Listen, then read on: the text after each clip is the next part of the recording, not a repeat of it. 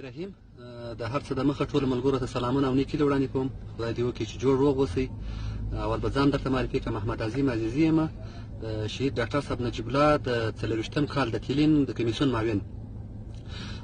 ګرانو ملګرو، زموږ ته رئیس صاحب جمهور ډاکټر صاحب محمد اشرف غني د لوی جرګې په تالار کې د مراسمو د لمانځلو لپاره کتبي امر راکړی دی. زما سره امر سره پروت دی، کاغذ یې زما سره پروت دی.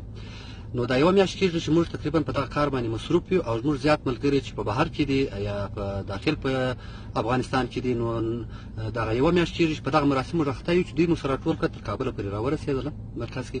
مګر نن سهار د 8 بجو څخه بعضې اشخاص د فیسبوک پر صفحو باندې یا پر اجتماعي صفحو باندې داسې دغه ویبسایټ پورته کړي دي چې ګویا دا رئیس صاحب جمهور دغه غونډه لغوه کړې ده. او نو زه ټولو ملګرو ته اطمینان ورکوم چې نه غونډه لغوه شوې ده او نه هم کوم مشکل جوړ شوی دی.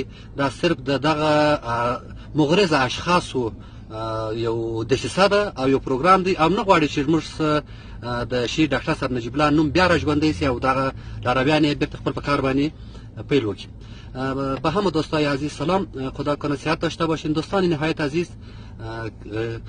پیشتر گفتم به لسان پشتو که ما امر از دکتر صاحب محمد اشرف غنی رئیس جمهوری افغانستان به خاطر 24مین سالگرد شهادت شهید دکتر صاحب نجیب الله در تالار لوی جرگه امر گرفتیم. امرش همراهیم است و امروز از ساعت 8 بجه در صفحات مجازی خبر شده. میبینیم که بعضی اشخاص مغرض شایعات را بلند کرده، گویا که مراسم دکتر صاحب محمد اشرف غنی رئیس جمهوری افغانستان لغو نموده و ما ایره به کاملا رد میکنم.